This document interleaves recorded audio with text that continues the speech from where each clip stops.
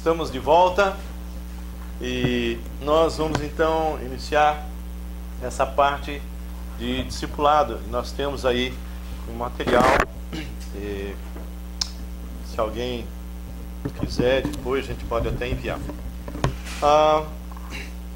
Quando nós olhamos a palavra de Deus lá em Atos capítulo 20, Paulo está convocando o pessoal de Éfeso, os presbíteros, e ele vai falar algo fantástico aqui. A gente podia colocar que Paulo realmente era uma vida que deixou as marcas de Jesus.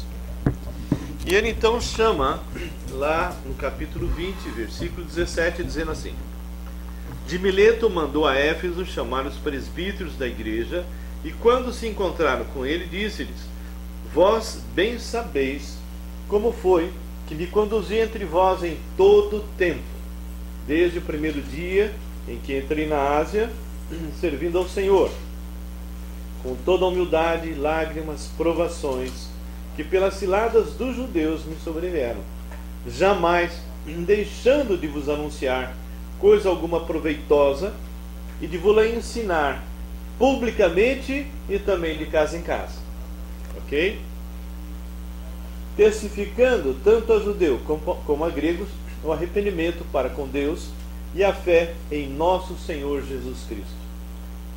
E agora, constrangido em meu espírito, vou para Jerusalém, não sabendo o que ali me acontecerá, senão que o Espírito Santo de cidade em cidade me assegura que me esperam cadeias e tribulações.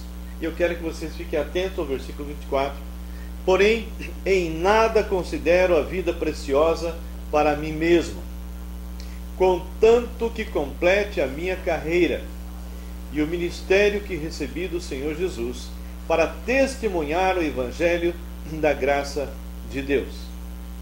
Então, essa é uma passagem muito forte, nós vamos falar um pouco, e nós gostaríamos de entrar na presença de Deus. Senhor, que Tu possas estar, Deus, iluminando essa palavra e também todas as coisas que nós vamos compartilhar, e que o Senhor fale poderosamente, fale começando do meu próprio coração, me realmente confronte, Senhor. Entrego todos que estão assistindo pela TV e também os presentes, entrego cada um na Tua presença, no Santo dos Santos. Ministra em nossas vidas, porque eu te peço isso em nome do Senhor Jesus. Amém? Bem, quando nós olhamos Paulo nesta passagem, nós vemos um homem preocupado, um homem que sabe que está indo embora, vai para Roma, possivelmente ele imagina, pelas coisas que o Espírito falou, que ele será preso. E ele não sabe exatamente as coisas que vão acontecer. Mas ele chama esses líderes dessa igreja de Éfeso para que eles possam realmente entender as marcas que cada um de nós, como pastores, como líderes, devemos ter. E a primeira coisa que nós encontramos aqui é servindo ao Senhor. Então, uma vida que deixou as marcas de Jesus, a primeira marca, servindo ao Senhor. É diferente de pessoas serem servidas, como hoje muitos e muitos líderes, imagino que seja isso o papel deles.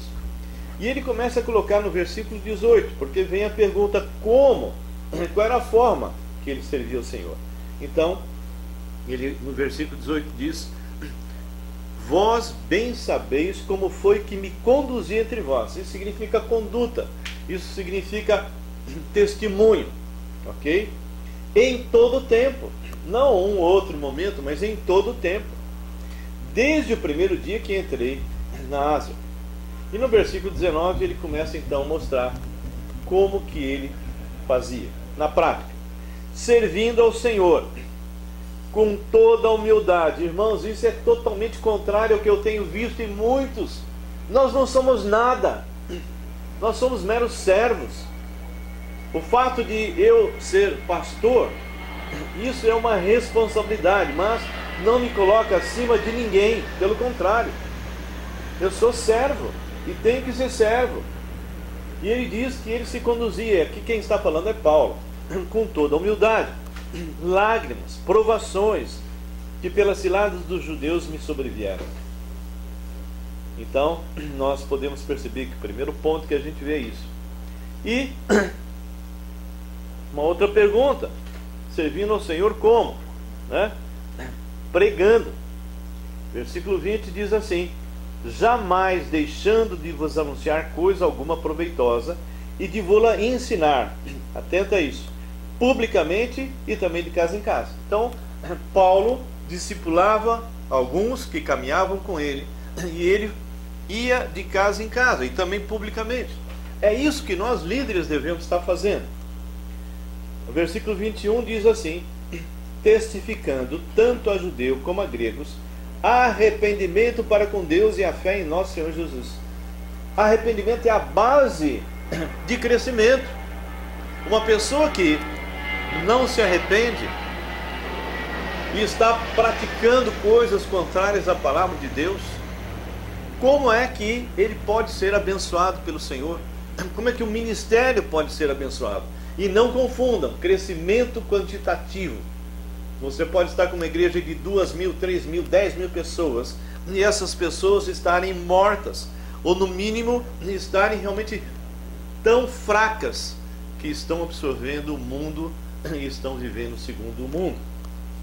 Mas o arrependimento nos leva diante de um Deus vivo, dizer: Senhor, eu como líder não estou dando bom testemunho, eu não estou realmente pregando a palavra de Deus e vivendo. Eu posso até pregar, mas se eu não vivo, a minha pregação não tem credibilidade. E mais, se eu testemunho, mas não prego, eu posso no máximo atrair pessoas, mas essa pessoa nunca será levada a Jesus. E então ele fala que essas pessoas devem ser pessoas que se arrependam, não é? Então isso é importante, é o início de uma caminhada, e constantemente nós temos que estar examinando passo a passo para ver se aquilo que nós estamos fazendo está ou não de acordo com Deus. Se não está, temos que nos arrepender e sermos restaurados. Agora, com um discipulador do meu lado é diferente, porque ele vai me ensinar, ele vai me mostrar, ele vai mostrar biblicamente. Agora, qual é o problema do discipulado hoje? É que as pessoas não querem ficar expostas. Se eu sou discipulador, e aqui eu tenho alguém, o Eduardo, que anda comigo já há um tempo, e outras pessoas, mas eles vão perceber se aquilo que eu estou falando é ou não aquilo que eu prego. Ora, que eu vivo. Então, se eu prego, eu tenho que viver. Se eu vivo, vou pregar aquilo que eu realmente estou vivendo. Então, isso era que o nosso irmão Paulo fazia. Além de estar servindo ao Senhor, ele também estava obedecendo, independente das circunstâncias. Quando nós olhamos a palavra de Deus, por exemplo, no versículo 22, diz assim: e agora, constrangido em meu espírito, vou para Jerusalém, não sabendo o que ali me acontecerá. Ou seja, independente das circunstâncias, ele obedecia esse Deus Todo-Poderoso. Versículo 23 diz: senão que o Espírito Santo de cidade em cidade me assegura que me esperam cadeias e tribulações. Irmãos, nos dias de hoje, se eu de repente estou sabendo que eu vou passar por alguma dificuldade, alguma tribulação, eu já começo a murmurar. Essa é a tônica da maioria dos cristãos. Mas Paulo não olhava as circunstâncias. Ele sabia exatamente que todos quanto querem viver piedosamente em Cristo Jesus serão perseguidos. Ele sabia em quem ele cria, ele sabia que nós estamos aqui de passagem, somos peregrinos. Mas as igrejas dos nossos dias estão pregando um evangelho hedonista, um evangelho mentiroso, um evangelho que muitas vezes está colocando coisas que não está aqui na palavra de Deus. E nós queremos então falar que nós temos que ser os João Batista dos nossos dias. Temos que pregar e avisar: Jesus está voltando, vai vir um arrebatamento.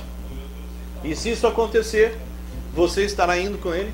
Se não está, então acho bom você crer no Senhor Jesus para ser salvo. E se você já é cristão e vem o arrebatamento, o Senhor vai te pegar onde? O que você vai estar ouvindo? O que você está fazendo? Com quem você está falando? O que você está ouvindo? Então, nós temos que estar voltando aqui, mostrando que vamos obedecer o Senhor independente de circunstâncias. É independente de circunstâncias. Não importa se vai haver tribulações, vai haver oposição. A minha esposa sempre fala que eu vou estar pregando na praça sozinho, porque as pessoas não querem mais ouvir a verdade. E é essa verdade que te liberta, não é o que você quer ouvir, ok? Bem, então, uma vida que deixa as marcas de Jesus é aquela que está servindo ao Senhor, como nós falamos, ou seja, pregando, exortando, socorrendo, ok? Obedecendo independente de circunstâncias e oferecendo a própria vida em sacrifício. Então, quando nós lemos aí o versículo 24, diz assim: porém, em nada considero a vida preciosa para mim mesmo, contanto que complete a minha carreira, o ministério que recebi do Senhor Jesus, para testemunhar o evangelho da graça de Deus. Então, ele era alguém que estava buscando a presença do Senhor e vivendo o Senhor. É interessante quando a gente olha no versículo 33, é bem diferente de alguns líderes que eu conheço hoje, né? De ninguém cobicei prata, nem ouro, nem vestes. Vós mesmos sabeis que estas mãos serviram para o que me era necessário a mim e aos que estavam comigo. Ora, muitas vezes Paulo estava fazendo tendas, mas não é constantemente. Era só quando ele de repente estava diante de uma igreja, onde alguns que estavam ali estavam dizendo: esse homem está aqui porque ele vem aqui atrás de dinheiro. Então o que Paulo fazia? Ele começava a fazer tendas. Mas é interessante que aquelas pessoas que andavam com ele, que eram missionários itinerantes como ele ofertava os recursos do seu trabalho para isso, ou seja, ele era investidor dos missionários que andavam com ele. E aí ele fala no versículo 35: tenho-vos mostrado em tudo que trabalhando assim é mister socorrer os necessitados e recordar as palavras do próprio Senhor Jesus. Mais bem-aventurado é dar do que receber. Então, essas marcas são muito claras. Ele servia ao Senhor, né, com humildade. Ele realmente enfrentava oposições, dificuldades. Ele exortava, ele socorria, conforme a palavra do Senhor fala. E ele obedecia independente das circunstâncias. E ele oferecia a própria vida em favor realmente dos irmãos. E finalmente, quando ele fecha na sua conclusão, é algo muito triste. Versículo 29 diz assim: eu sei que depois da minha partida entre vós penetrarão lobos vorazes, que não pouparão o rebanho. E por que vão entrar pessoas desse tipo? Porque eles não perseveram na doutrina dos apóstolos. Eles não percebem que coisas que estão penetrando dentro da igreja são contrárias à palavra do Senhor. Eles não conhecem a palavra do Senhor. E isso, muitas e muitas igrejas dos nossos dias estão passando por esse problema. Entram pastores que falam bem, mas que pregam mentira. Agora olha o pior, versículo 30. E que dentre vós mesmos se levantarão homens falando coisas pervertidas para arrastar os discípulos atrás deles. Então, esse é o alerta do apóstolo Paulo, e eu gostaria de deixar esse alerta também para você. Eu posso afirmar, conforme a irmã Durvalina um dia falou para nós numa conferência, só é bem sucedido quem faz da missão a vida. Só é bem sucedido quem faz da missão a vida. Ou seja, o valor da vida é a missão. Paulo deixa bem claro isso, não é? Então, quando nós estamos olhando isso, nós começamos a perceber a diferença de muitas posturas, de muitos líderes que transformaram o evangelho num ganha-pão, em recursos financeiros, onde nós temos aí um evangelho hedonista, as pessoas pregando uma teologia da prosperidade. Não é isso que a palavra do Senhor nos ensina, né? Como eu já mencionei, todos quantos querem viver piedosamente em Cristo Jesus serão perseguidos. Quando nós olhamos, por exemplo, a passagem lá em Filipenses 1:29, essa passagem é muito forte, né? Filipenses 1:29 diz assim, olha só, qual foi a última vez que você ouviu uma pregação falando sobre isso? Porque vos foi concedida a graça, é graça, hein? De padecerdes por Cristo, e não somente de crerdes nele. Pois tendes o mesmo combate que vistes em mim, e ainda agora ouvis que é o meu. Muito bem, então nós vamos fazer algumas colocações. Primeiro, desde o início da nossa conversão, nós entendemos a ordem de estar indo e fazendo discípulos de todas as nações, batizando no nome do Pai, do Filho e do Espírito Santo. Nós enxergamos nessa passagem algumas coisas importantes, tem alguns verbos que são tremendamente importantes.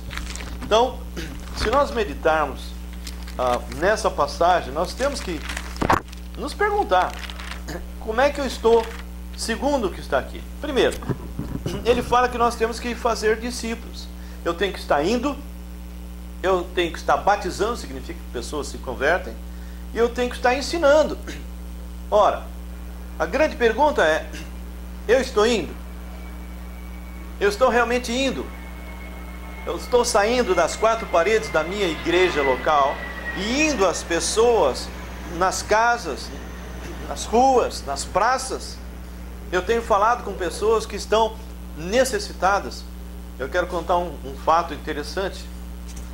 Recentemente eu estava de manhã lá, nós temos uma quadra, de manhã normalmente, bem cedo a gente procura fazer um pouco de exercício, e quando eu estava arrumando ali as coisas que eu estava trazendo para fazer isso, e eu tinha passado e cumprimentado um dos moradores, não é? E esse é um dos muitos que muitas vezes a gente tem aquela conversa de elevador, né? Hoje vai estar frio. Está calor. Será que está chovendo? Então essa é a conversa típica de elevador. Então não era uma pessoa que eu conhecia, não era uma pessoa que eu tinha intimidade. E aí o que acontece? Eu passei por ele, dei, oi, tudo bem? Ele respondeu, e eu estou lá, de repente eu vejo ele atrás de mim. E ele perguntou, você é cristão? Eu falei, sim. E ele disse, eu posso falar com você? E aí ele começou a contar uma série de coisas. E acabamos conversando e foi assim, muito, muito interessante. E aí vem a pergunta, o que fez com que essa pessoa viesse falar conosco? E as coisas que ele conversou. O Espírito Santo de Deus está trazendo pessoas. Nós é que não estamos disponíveis. Somos pescadores que não pescam. Os peixes estão querendo pular dentro do barco. E nós simplesmente não estamos atentos a esses peixes. Porque estamos centrados em nós mesmos. Somos tremendamente egoístas. Então, aqui dentro dessa passagem, onde fala que Jesus, aproximando-se, falou-lhes dizendo, toda autoridade me foi dada no céu e na terra. Ide, portanto, fazei discípulos de todas as nações, batizando-os em nome do Pai, do Filho e do Espírito Santo, ensinando-os a guardar todas as coisas que vos tenho ordenado. E eis que estou convosco todos os dias, até a consumação do século. Então, toda autoridade vem de Cristo. E é para irmos a todas as nações. Isso responde onde? É simultâneo. E temos que passar para as pessoas que alcançarmos todos os ensinamentos de Jesus. E o Senhor então nos dá segurança. Ou seja, Ele estará conosco todos os dias. Ok? Bem, a metodologia de Jesus era muito simples e era prática. Ele, na verdade, não transmitia as coisas como muitas vezes fazemos hoje, somente dentro de quatro paredes. Eu estava até conversando num congresso que nós fomos sobre teologia, aplicação da teologia prática nos nossos dias, de que os seminários deveriam estar colocando os seus seminaristas na rua. Eles aprendem todas as coisas, todas as informações dentro de 4 paredes, e ele simplesmente vai mudar de ambiente. Ele vai estar dentro da sua igreja fazendo a mesma coisa dentro das 4 paredes. Mas nós temos que sair para a rua. É lá fora que as pessoas estão precisando.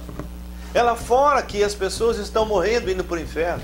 É lá fora que as pessoas estão angustiadas. As pessoas estão passando necessidades. É ali que cada um de nós temos que interferir. Não só simplesmente levando o evangelho, mas tratando, curando as suas feridas emocionais. E se for necessário, ensinando eles a pescar. E enquanto eles não estão pescando, estar suprindo de alguma forma as suas necessidades. Então, eles eram pessoas que andavam, o Senhor conversava com os seus discípulos, o Senhor realmente caminhava com eles, ensinava, respondia perguntas, eles saíam com o Senhor Jesus nas ruas, e ali então, eles viam Jesus ministrando, pregando a palavra do Senhor. E aí, eles eram enviados para fazerem a mesma coisa. Muito bem. O apóstolo Paulo entendeu exatamente isso e aplicou. Ele fez exatamente igual ao que o Senhor Jesus fazia. Uma vez eu estava ouvindo alguém, e eu de vez em quando eu fico pensando assim, será que eu estou ouvindo o que realmente eu estou ouvindo? Uma pessoa dizendo assim, perguntando, mas as coisas que Paulo falou, os ensinos, eram melhores do que as coisas que Jesus falou, Jesus fez? Como assim? Como se fosse assim, como se Jesus fosse um homem, né, um sábio, e Paulo um outro homem sábio, e Paulo então começasse a desenvolver uma doutrina, uma teologia própria, tá? Diferente da teologia de Jesus. Ora, quando nós olhamos os evangelhos, nós estamos vendo vivo, a própria palavra viva, entrando em contato com o mundo e transformando pessoas, libertando pessoas. Ali ele não estava preocupado nas normas, vamos dizer assim, nas doutrinas específicas para a igreja que ainda ia acontecer. E quando aconteceu, ele próprio passou isso para Paulo. Então a doutrina não é de Paulo. Então como que uma pessoa pode perguntar se de repente a doutrina paulina é superior àquilo que Cristo falou? A palavra é muito clara, toda a palavra é inspirada por Deus. Essa palavra é infalível, é atemporal, é uma palavra que pode ser colocada em qualquer país, em qualquer tempo, porque ela mexe com a sua natureza decaída. Ela te leva à transformação, à mudança de vida. Não é como as pessoas estão falando. Então, aquilo que Paulo pregou, não só Paulo, mas Pedro e outros que escreveram, vinha inspirada pelo próprio Deus.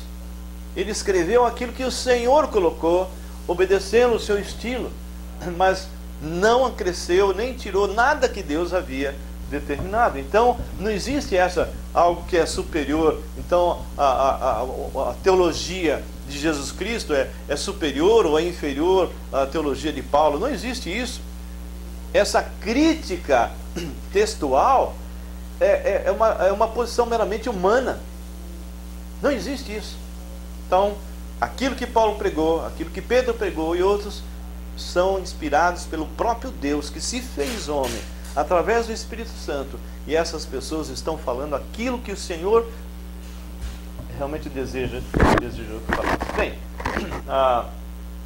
nós podemos ver então que o apóstolo Paulo entendeu, aplicou a metodologia e ele realmente se multiplicou. A gente vê isso muito lá nos Tessalonicenses. Quando a gente abre o livro aos Tessalonicenses, a gente pode ver uma teologia viva, uma teologia que realmente impactava as pessoas. Essa era uma teologia que por trás tinha toda aquela ênfase de estar se multiplicando, de estar fazendo discípulos. Era impossível o que os Tessalonicenses fizeram numa época que não tinha televisão, não tinha WhatsApp, não tinha nada dessas coisas. E olha que está escrito lá em 1 Tessalonicenses, capítulo 1, versículo 3. Recordando-nos diante de nosso Deus e Pai, isso Paulo falando aos Tessalonicenses, e ele aparentemente gastou apenas 3 sábados ali nesse lugar. Alguns, claro que durante a semana possivelmente ele deve ter falado, treinado pessoas, mas por 3 vezes ele prega. E aqui diz: recordando-nos diante de nosso Deus e Pai. Primeira marca da operosidade da vossa fé. Então eles tinham uma fé operosa.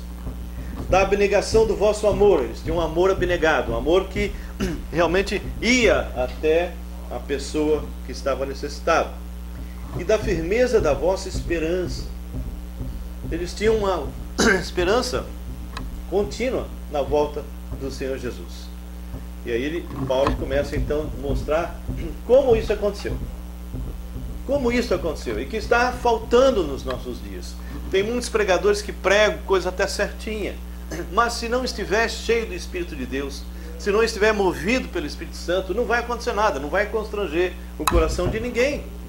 E ele fala: porque o nosso Evangelho não chegou até vós somente em palavras, mas sobretudo em poder no Espírito Santo, em plena convicção, assim como sabeis ter sido o nosso procedimento entre vós e por amor de vós. Isso me faz lembrar de novo Atos lá com os Efésios. O procedimento. Ele deixava bem claro: o meu testemunho tem que estar de acordo com aquilo que eu prego. Com efeito, vos tornastes imitadores nossos e do Senhor Jesus, do Senhor, tendo recebido a palavra, posto que em meio de muita tribulação. Eles passavam realmente por momentos difíceis, de oposição, com a alegria do Espírito Santo, de sorte que vos tornastes um modelo para todos os crentes. Olha só, na Macedônia e na Acaia, irmãos, eles não tinham nada em termos de comunicação que nós temos hoje. Como que eles puderam impactar? Porque de vós repercutiu a palavra do Senhor, não só na Macedônia e Acaia, mas por toda parte se divulgou a vossa fé para com Deus, a tal ponto de não termos necessidade de acrescentar coisa alguma, ou seja, somente através de discipulado, somente através de você estar treinando pessoas que façam a mesma coisa, é que isso poderia ter ocorrido.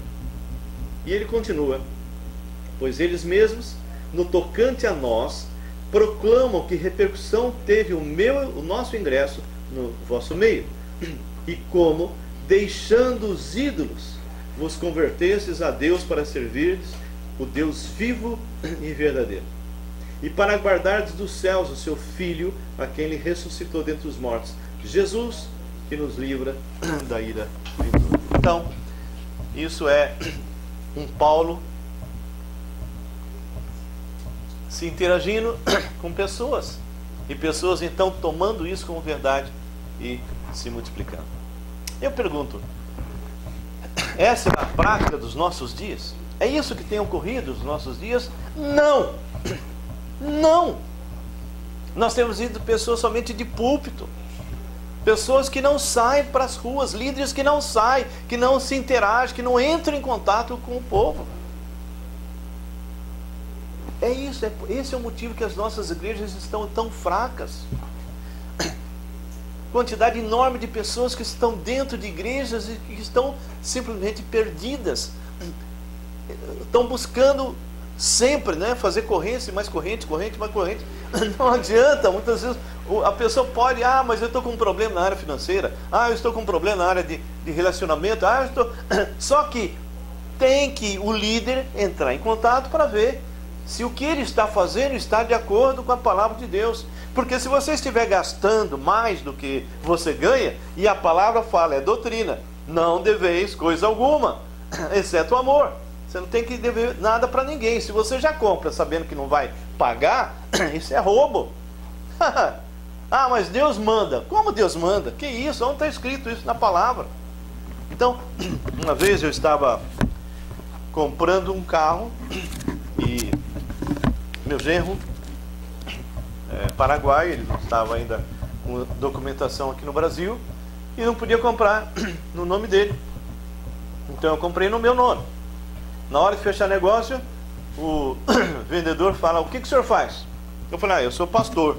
Ah, querido, então não posso vender para você. Como não pode vender para mim? Não, de jeito nenhum. Mas por que não? Porque pirueiro, taxista e pastor não pagam. Olha a que ponto que nós chegamos. Há 36 anos atrás, quando eu recebi o Senhor Jesus Cristo, mesmo os não cristãos respeitavam os pastores. Mesmo os não cristãos sabiam que a palavra de um pastor era sim, sim, não, não. E hoje? Que tipo de testemunho muitos têm dado? Ok? Muito bem. Está respirando, né? Então, nós temos seitas, e várias delas, ok? Que estão realmente usando os métodos que nós deveríamos fazer. Eles vão, batem nas portas, estão discipuladores, seus discípulos, e são vários grupos. Estão usando o método que nós deveríamos estar usando, ok? Então, nós entendemos pelas Escrituras que nós deveríamos ter simultaneamente 3 coisas básicas. Primeiro, estarmos na grande congregação. É quando a igreja se reúne no domingo, numa quarta ou em qualquer outro dia, todos juntos. Isso é a grande congregação.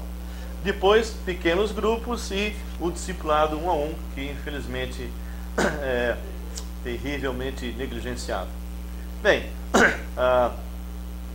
Atos nos ensina, em Atos capítulo 1, versículo 8, e recebereis poder. Parece para alguns que para aí. Parece que para aí, ou seja, vocês vão receber poder para ter dons e dons de milagre, fazer isso e fazer aquilo, mas a palavra fala diferente. E recebereis poder. Para quê? Para quê? Para quê, Fernando? E recebereis poder para quê? Atos 1:8. Diria que para continuar o ministério, né? De nada adianta um poder se não for para você exercer o ministério. Graças. E recebereis poder para quê? Para sermos testemunhas, tanto na nossa Jerusalém, Judéia, Samaria, até os confins da terra. Isso é o motivo pelo qual o Senhor nos deu o Espírito Santo. Esse Espírito Santo foi derramado para que nós pudéssemos testemunhar Jesus, glorificar o Senhor aqui na terra, através da nossa vida, testemunhando e proclamando. Não só estar testemunhando, mas testemunhando e proclamando. Essas duas palavras andam sempre juntas. Bem, o grande problema que a gente tem visto é que a maioria das pessoas não tem realmente perseverado na doutrina dos apóstolos. Se eu não persevero na doutrina dos apóstolos, que tipo de doutrina me leva? Nada. O que tem me levado é simplesmente palavras vazias de líderes que estão impulsionando pessoas a estarem convivendo dentro das suas igrejas locais, mas de uma maneira completamente errada. Bem, nós vamos estar agora iniciando o processo, e eu acredito que você vai ser beneficiado, espero, com essa parte, ok? Nós temos aí uma gama de informações que elas só vão realmente ser importantes se e somente se você aplicar na prática. Se você não aplicar na prática, não vai adiantar nada. Eu gostaria então de estar mostrando para vocês.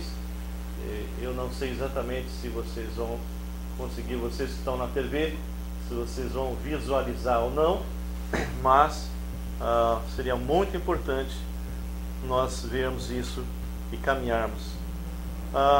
Quem está aqui dentro já está nas mãos aí o material de treinamento, não é? Que seria a parte de edificação. E nós vamos ver os passos que nós vamos dar com respeito a essa caminhada. Primeiro, nós vamos ver o objetivo do discipulado. Vamos ver a multiplicação espiritual, como é que ela se dá. motivando os novos crentes a um envolvimento posterior, como fazer uma devocional significativa, um panorama do Começando a Sua Nova Vida. Começando a Sua Nova Vida é o material da Cruzada. Eu estive na Cruzada Estudantil muitos anos, então nós temos toda a nossa base, a maioria dela é realmente em cima da Cruzada Estudantil.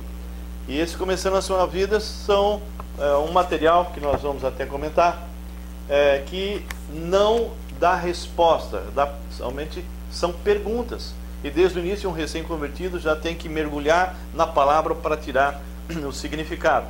Muito bem. Então, nós vamos ver como dirigir um encontro de edificação e como fazer uma visita bem sucedida. Bem, qual vai ser o objetivo do discipulado? Então, o objetivo da mensagem, dessa mensagem, é capacitá-lo a definir realmente o que é discipulado, né? Nós temos que entender e motivar a começar e se mover em direção a esse objetivo. Quais são os pontos principais que nós queremos tratar nesse momento? Nós queremos então estar primeiro anunciando o objetivo do discipulado.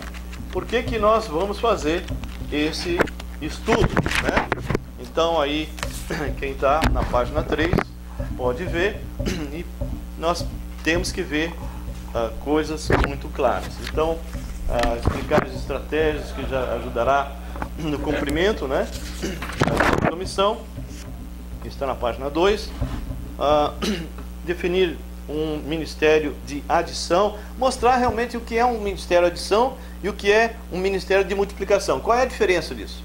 Tem muitos pastores, muitos líderes que estão fazendo um ministério de adição. Isso não é o que a palavra de Deus nos ensina. Ok? Muito bem. Então, alguém pode ler bem alto aí qual é o objetivo do discipulado? Pode ser? Definição. O objetivo do discipulado é desenvolver um movimento de cristãos. Olha só o que você falou, acabou de falar. Desenvolver o quê? Um movimento. E aí? Cheios do Espírito Santo, que são obedientes à palavra de Deus e estão ativamente envolvidos em ajudar a cumprir a grande comissão desta geração. Olha o que você disse. O objetivo do discipulado, primeiro, é desenvolver um movimento. É diferente de um programa. Um programa tem começo e tem fim. Por exemplo, o dia de hoje, nós estamos fazendo um treinamento de discipulado. Ele começou às 9h30 e vai terminar, sei lá para as 4 horas, não sei, 4h30. Mas isso é um programa. Ele tem um começo e tem um fim. Mas discipulado é um movimento. É um movimento que começa e vai caminhando, vai se multiplicando, ok? Agora, esse movimento só pode ser iniciado através de quem? Segundo o que nós estamos aí. Através de quem que esse movimento começa? O do Espírito Santo. É o Espírito Santo, ou seja, não são estratégias humanas. Não são pessoas que de repente dizem, bem, agora nós vamos montar uma estratégia de discipulado e vamos fazer isso, fazer aquilo. Não adianta. Se o Espírito Santo não estiver no controle, não estiver no comando, tudo que nós fizermos não vai adiantar nada.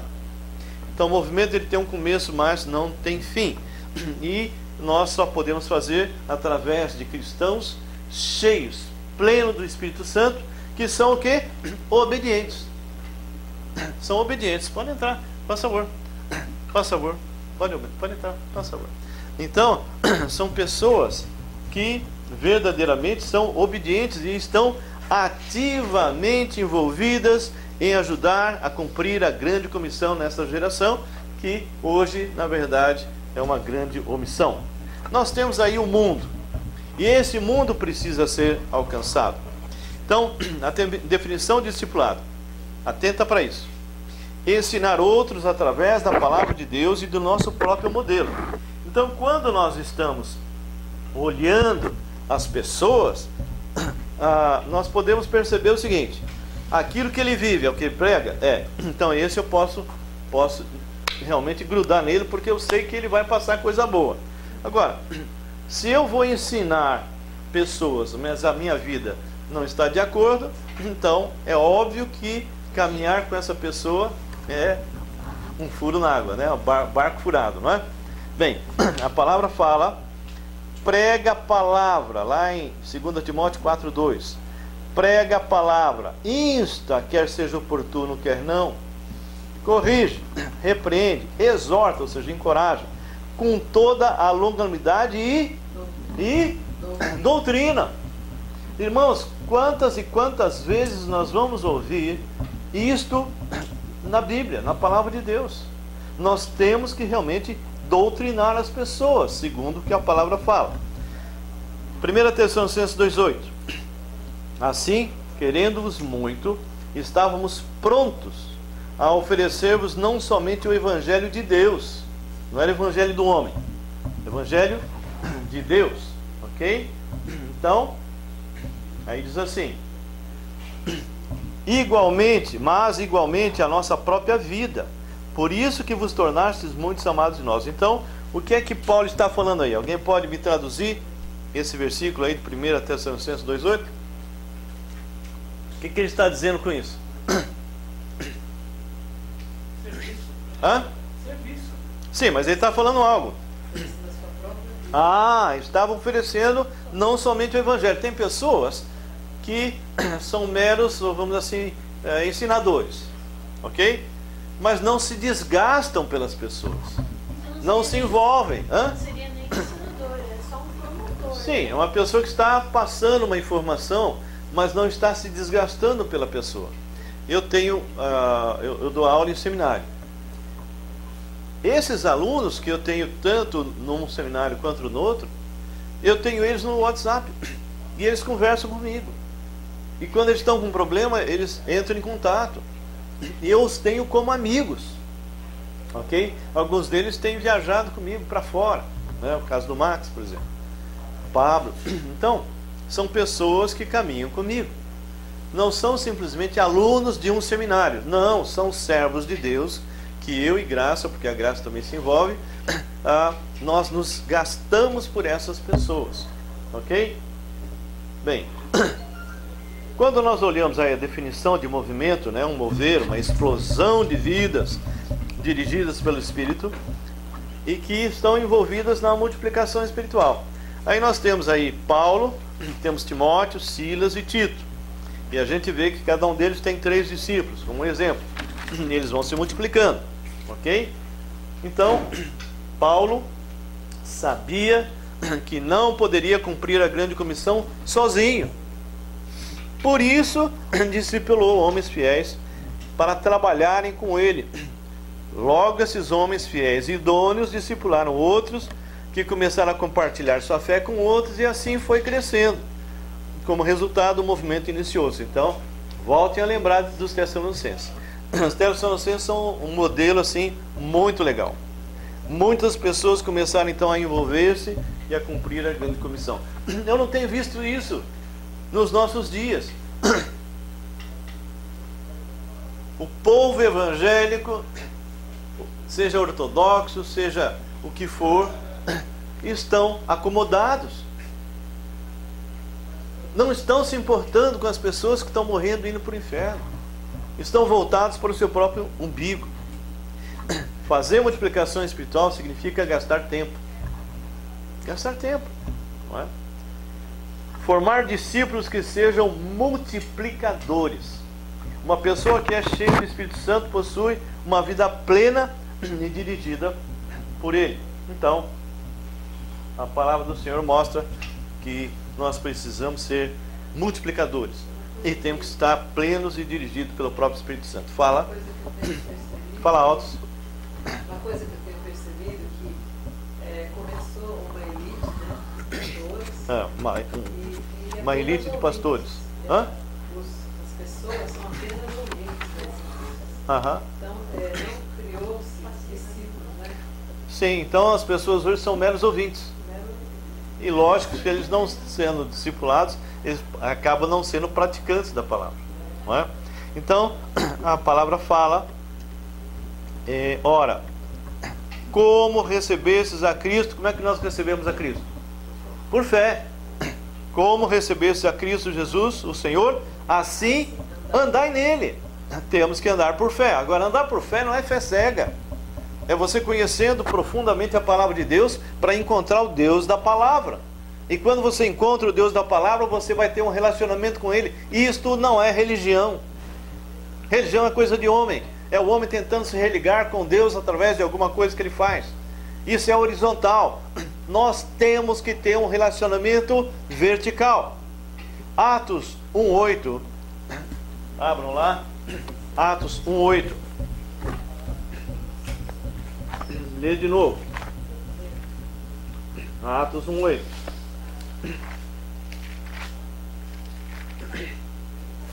Alguém lê alto. Atos 1:8.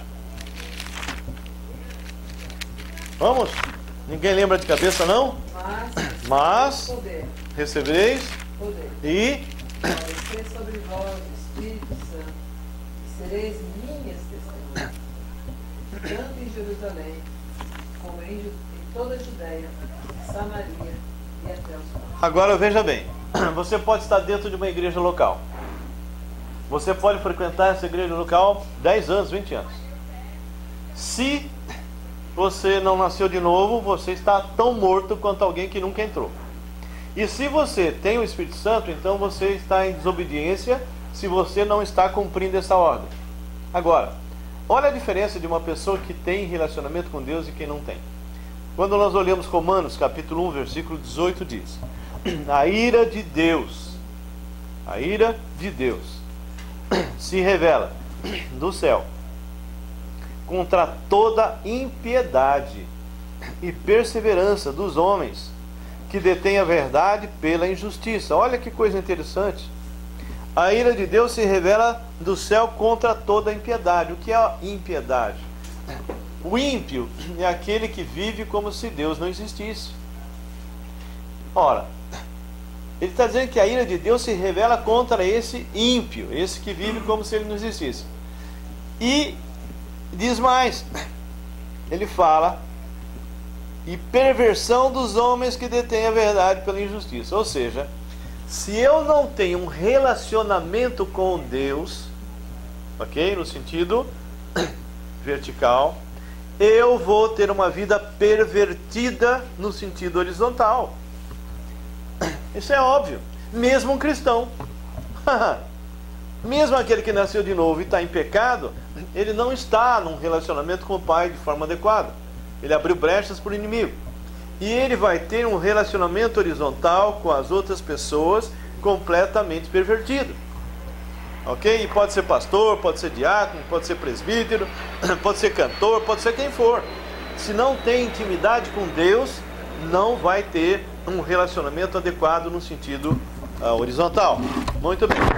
Aí a palavra fala mais adiante dizendo que não vos embriagueis com vinho, no qual é dissolução, mas enchei-vos do Espírito.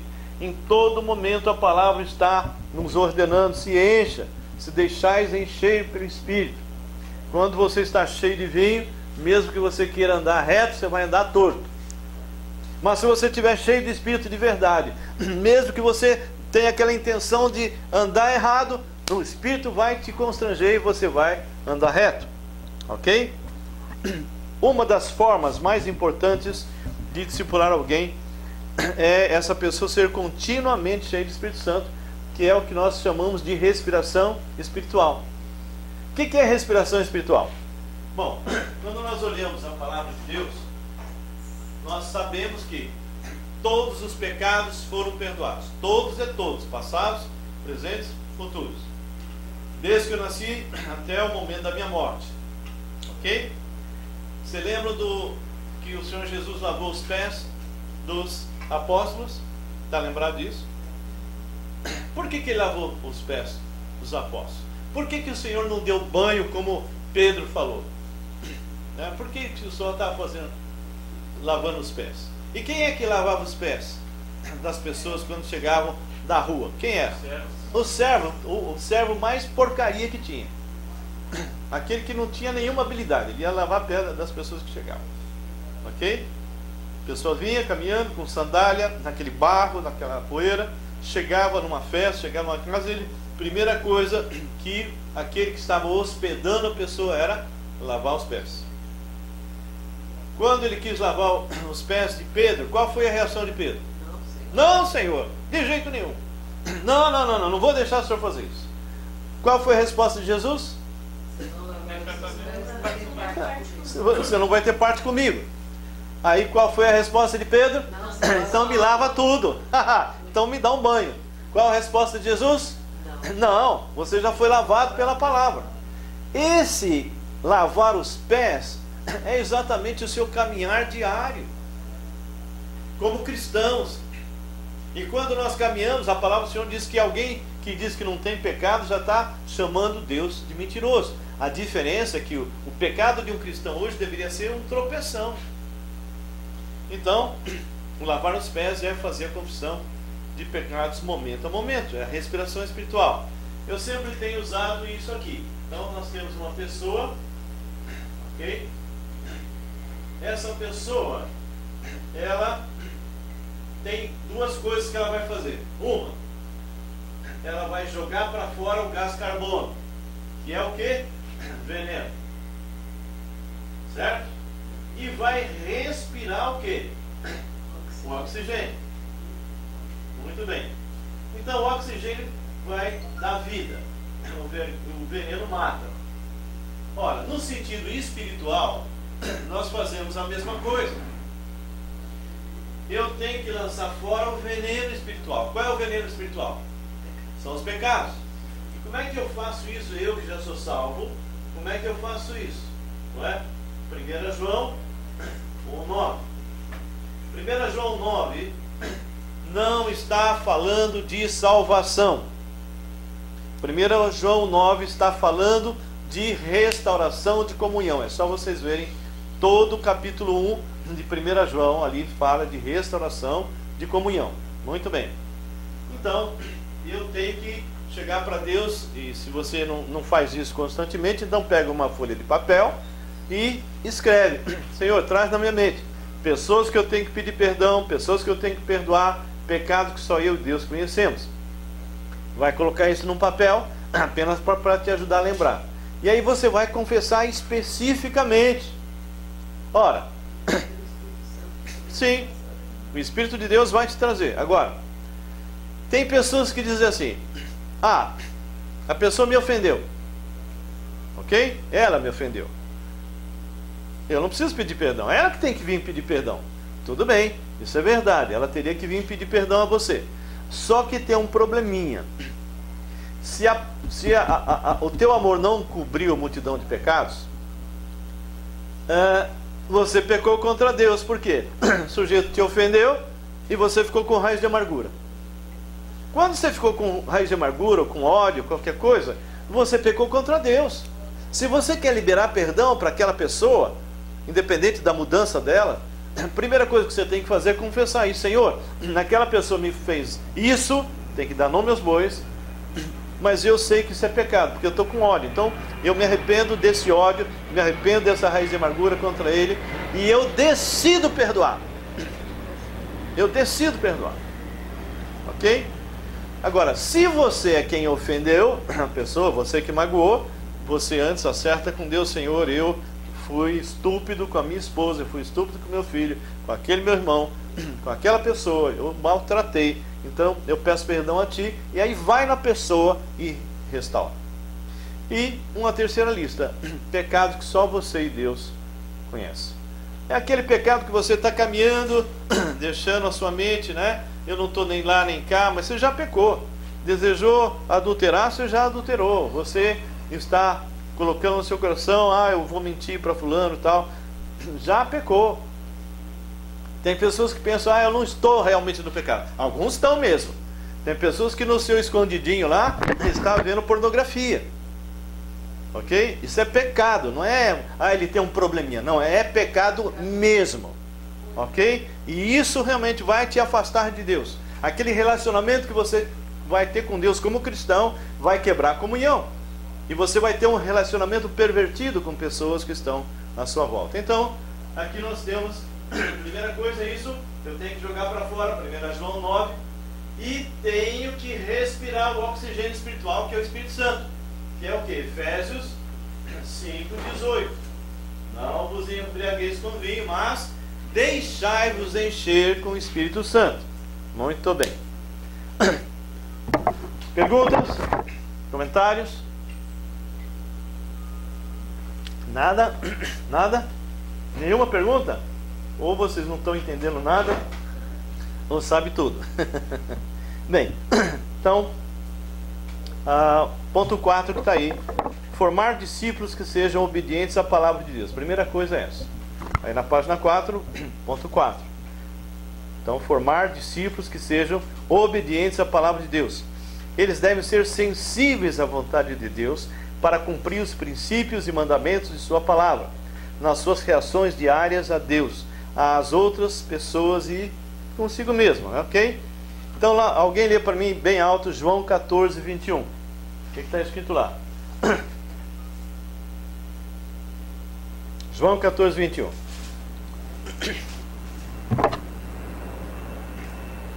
Pai, e eu o amarei e me manifestarei a ele. Então aqui fala o quê? Aquele que tem os meus mandamentos e os guarda. Abre a gaveta e guarda lá dentro. É isso? A palavra os guarda é obedece. Aquele que tem os meus mandamentos e os obedece, né? Esse é o que me ama. Ou seja, a prova que você ama Jesus é se realmente você obedece à palavra de Deus. E aquele que me ama será amado do meu Pai. E eu também o amarei e me manifestarei a ele. Então, aqui nós temos algo muito forte. E qual é um dos mandamentos? É confessar pecados. É se arrepender, é se reconciliar. É um dos mandamentos. Exortar-vos uns aos outros, admoestar-vos uns aos outros, amai-vos uns aos outros, consolai-vos uns aos outros. Isso é a lei de Cristo. Dentro dessa colocação, nós temos que, como eu falei, jogar para fora o oxigênio, o veneno, pessoas que eu preciso pedir perdão, pessoas que eu preciso perdoar, pecados que só eu e Deus conhecemos. Isso é primordial para que você possa ser cheio de Espírito. Esse é o caminhar diário, esse é o lavar os pés diariamente, ok? Ensina-me, Senhor, os caminhos dos teus decretos e os seguirei até o fim, ok? Dá-me entendimento e guardarei a tua lei de todo o coração e cumprirei. Guia-me pela vereda dos teus mandamentos, pois nele me comprazo. Então, nós temos aí o Salmo 119, 33 a 35. Muito bem. Olha agora que fala. 1 Pedro 2:2. Desejai ardentemente como crianças recém-nascidas. Como é que é criança recém-nascida? Você se lembra quando você era pequenininho? Não. Mas eu tenho certeza que a tua mãe te lembra, porque você berrava quando você estava com fome, certo? Você pode não lembrar, mas a tua mãe lembra. Você berrava. Então, desejai ardentemente como crianças recém-nascidas o genuíno leite espiritual, para que por ele vos seja dado conhecimento da salvação. 1 Pedro 2:2. O qual nós anunciamos, advertindo a todo homem e ensinando a todo homem toda a sabedoria, a fim de que apresentemos todo homem perfeito em Cristo. Perfeito aí é maduro, não é uma pessoa sem pecado, tá? Nunca se esqueçam que ser santo não significa ser sem pecado. A palavra santo no grego significa separado para o Senhor. Bem, quando nós olhamos aí formar discípulos que sejam ativamente envolvidos em ajudar a grande comissão, você vai entrar muitas vezes, você vai começar a fazer discípulos e vão entrar 10 discípulos, ok? Imagina um funil. Mas é possível que desses 10 discípulos, nesse funil, só saia 3. Os 7 não querem saber de nada. Invista nos 3. Vai abandonar os 7? Não, coloca os 7 dentro aí de uma célula lá para eles irem. Mas não vá perder tempo. Você tem que gastar tempo com aqueles que querem ser cheios do Espírito, que querem realmente fazer esse processo de estar caminhando com Deus pleno do Espírito. Esses 3 vão se multiplicar. O 7, pode ser que mais à frente alguns deles também caia a ficha espiritual e ele começa também a fazer a mesma coisa. Tem pessoas que quando você fala, você gostaria de estudar, fazer um estudo comigo? Não. O que significa isso? Que a prioridade dessa pessoa ainda não é a palavra de Deus. Não é o Deus da palavra. Não é? Então, esses que vão passar, 3 ou 4, ou 2 ou 1, e muitas vezes nenhum. Mas não desista. Continua pregando, continua ensinando. Alguém lê para mim aí, versículo próximo. Qual nós? Quem que diz aí? Primeiro aí. Qual nós anunciamos, advertindo a todo homem e ensinando a todo homem em toda sabedoria, a fim que apresentemos todo homem perfeito. Então, esse Colossenses 1:28, ele fala bem claro: ensinando a todo homem em toda sabedoria. Sabedoria humana? Filosofias humanas? Não. Sabedoria segundo as Escrituras. Qual era a diferença entre o sábio grego e o sábio segundo o ponto de vista de Israel? O sábio grego, ele era uma pessoa que estava de alguma forma abstrata, tentando explicar quem ele era, o que ele estava fazendo no nosso mundo, o que seria depois da morte. Então eram as chamadas as filosofias. Essas filosofias, muitos homens, pela sua inteligência e capacidade, construíram até algumas coisas importantes para nós. Nós não podemos jogar toda a filosofia no lixo. Tem coisas que foram importantes para nós. Mas essa era uma sabedoria horizontal, ok? E eles se divergiam uns dos outros. Se você pegar Aristóteles, você pegar Platão, pegar Sócrates e outros, e Nietzsche agora, mais recente, outros, vocês vão perceber que o ponto de vista deles com respeito ao mundo, com respeito à existência, são muitas vezes até contraditórios. Bem, mas aqui o ensinamento de sabedoria é diferente.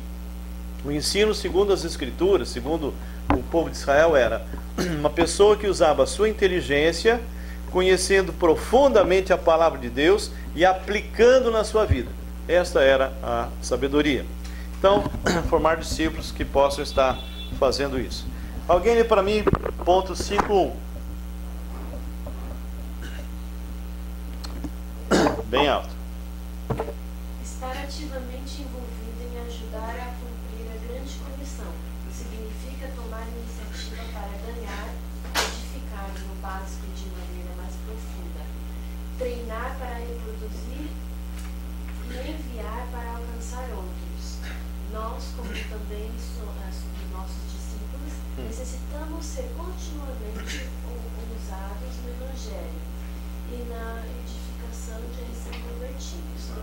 Portanto, meus amados irmãos, sedes firmes, inabaláveis e sempre abundantes na obra do Senhor, sabendo que no nosso Senhor o vosso trabalho não é em vão. Muito bem. 1 Coríntios 15:58 é isso que você acabou de ler. Portanto, meus amados irmãos, sede firmes, inabaláveis e sempre abundantes na obra do Senhor, sabendo que no Senhor o vosso trabalho não é vão. Agora, nessa primeira parte que você leu, estar ativamente envolvido em ajudar a cumprir a grande comissão significa tomar. Então aí nós vamos ver a primeira palavra, ganhar. O que é ganhar? O que seria ganhar? Seria alcançar, ok? Alcançar. Se é alcançar, nós temos que ver que esse alcançar é algo que nós necessitamos sair da onde estamos para irmos num lugar e lá então alcançarmos pessoas. Se nós não estivermos fazendo isso, nós simplesmente vamos estar parados, contrários à vontade de Deus, que é exatamente estar indo. Muito bem. Agora, a minha pergunta é a seguinte: eu vou lá e ganho essa pessoa para Jesus Cristo. Deus, não mexa isso, não é aqui, o problema é aqui. Então, eu vou lá e ganho pessoa para Jesus Cristo. Mas a segunda palavrinha que nós vamos ver é edificar. Eu tenho que ganhar e edificar, ok? Então, quando eu ganho e edifico, então eu vou estar começando o processo que nós queremos. Eu ganho e edifico. Só ganhar não é a ordem. Eu tenho que edificar, eu tenho que fazer discípulos, ok? Muito bem. O que diz mais aí? Eu tenho que fazer mais o que, além de edificar? Treinar para reproduzir. São aqueles 4 círculos, ok? Treinar para reproduzir. E o que mais? E enviar. Então, isso aqui, meus irmãos, é que está faltando as igrejas fazerem. Nós temos que estar ganhando almas para Jesus. Nós temos que estar edificando essas almas, ou seja, no básico. Temos que estar treinando essas pessoas em como ir às pessoas para pregar a palavra e também se reproduzir. E finalmente, depois que essa pessoa está preparada, então nós vamos enviar. Ok? Então nós temos aqui uma pessoa que não é cristã. Aqui nós temos os filhinhos, temos os jovens e temos os pais, que vão estar se reproduzindo. Ganhar, edificar, treinar e enviar a quem? Ao mundo. Ok? O que está acontecendo demais é que as pessoas estão pulando o procedimento. As pessoas estão pulando o procedimento. Fazendo o que nesse pulo? Ganhar e enviar, ganhar e enviar. Estão ganhando e enviando, sem preparar. Por isso que muitos que vão lá para fora, e o Eduardo sabe disso, ele é missionário lá no Peru. O que acontece, Eduardo? O sujeito chega sem, a pessoa chega lá sem realmente ter sido identificado e nem treinado. O que acontece quando uma pessoa cheia de intenção, cheia de ideais, chega no campo que nem eu, e Graça e outros, e você mesmo, atravessando fronteiras? Vai patinar, né? Vai atrasar todo, porque vai ter que aprender na prática, vai ter que sofrer. Vai quebrar a cara. E não são poucos os que queimam e voltam. Voltam frustrados e não querem mais saber. Não querem mais saber de missões. Ok? Bom, nós e nossos discípulos estamos ajudando a cumprir a grande comissão. Nenhuma pessoa, igreja ou organização pode fazer isso sozinho, ok? Não pode. Aí vem a pergunta. O certo é que há muitos membros, mas um só corpo. Não pode os olhos dizer à mão, não precisamos de ti, ok? Cada parte do corpo é importante. E essa parte do corpo tem que se edificar. Aí vem a pergunta, não é? Que está aí. O que significa a grande comissão? Né? O que significa a grande? Alguém pode me responder? O que é a grande comissão? Não, mas sem olhar para lá. O que é a grande comissão? Olhando para mim. Seria mais ou menos, em poucas palavras, são aqueles 4 procedimentos, né? Que quando você, ao mesmo tempo, né, que você ganha as vidas, você você segue aquele processo de discipulado para realmente edificar essa pessoa. E a pessoa vai embora. E a pessoa vai, e enquanto existe esse processo de edificação, ela vai te observando enquanto você ganha mais pessoas, para depois ela treinar, ela conseguir aprender a reproduzir a mesma coisa. Né? Muito bem, então eu tenho que proclamar a todas as pessoas do mundo. Eu tenho que batizar. Para batizar eu tenho que levar ele a Cristo. Eu tenho que discipular e ensinar o que o Senhor falou. Muito bem. O que seria um processo de adição, segundo o que vocês entendem? O que é adição? Adição é só conseguir adeptos. Por exemplo, eu começo aqui nesse lugar, vamos supor, eu vou começar uma igreja. Eu prego para você se converte. Prego para ela, se converte. Prego para ela, se converte. Enfim, vão pregando e as pessoas vão se convertendo. E aí? E essa igreja agora tem 2.000 pessoas. Para aí, ela não se explica porque os seus membros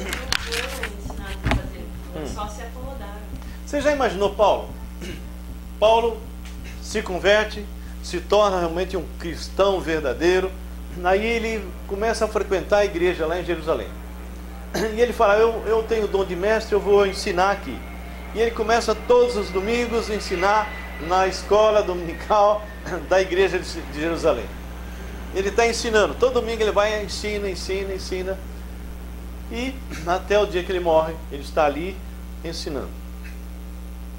O que você acha que ia acontecer? Você estaria aqui hoje?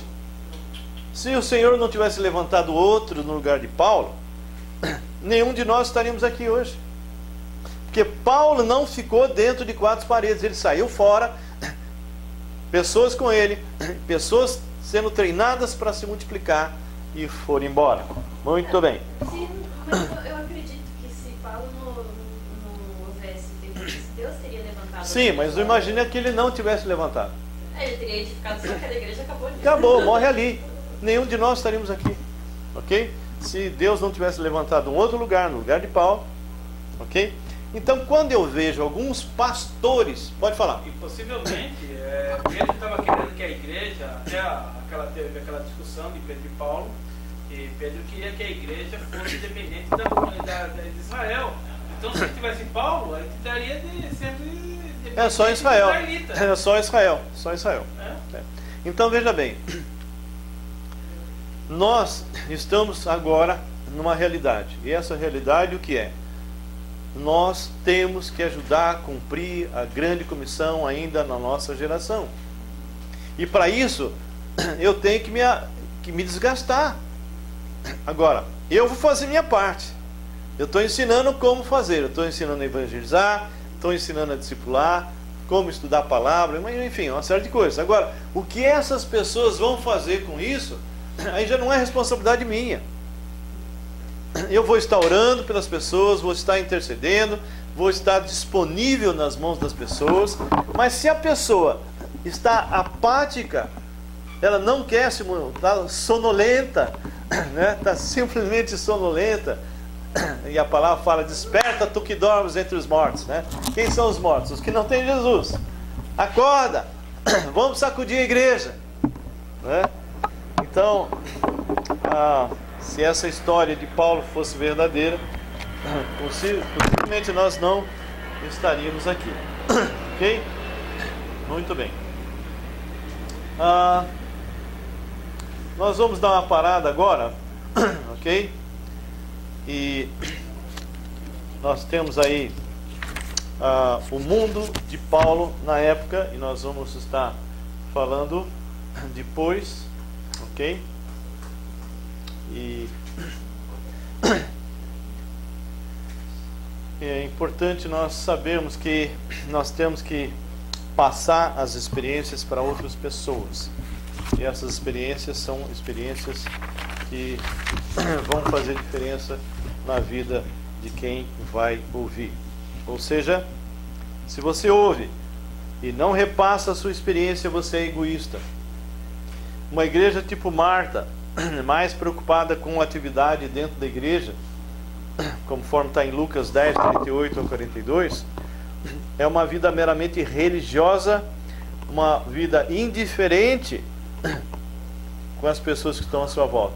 A sua irmã Maria era diferente, ela estava sempre aos pés do Senhor Jesus. Então nós vamos dar uma parada e vamos depois tratar o mundo de Paulo. Amém? Vamos orar? Senhor Deus e Pai, nós te agradecemos por esse tempo que nós estamos aqui e por isso que já foi ensinado. Que cada um possa estar de alguma maneira vendo o seu estado diante de ti mesmo, com respeito a estar indo e fazendo discípulos, pregando a tua palavra, vivendo a tua palavra.